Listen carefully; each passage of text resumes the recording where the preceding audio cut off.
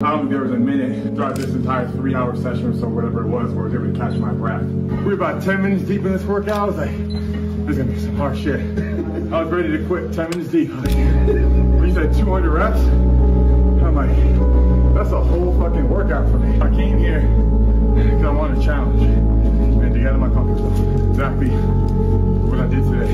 This is one of the most challenging sessions I've ever had. I would say maybe only second to where I did strength wars, where I actually had to have anyone come in and give me oxygen because they got scary. That's how hard I pushed myself. And nearly pushed myself that hard today. And I want to say what you built here with the community is very special. Something that I took for granted was community. I had like-minded individuals that had the same goals as me. Sweat and blood together. It was a real brotherhood that I'm now trying to recreate.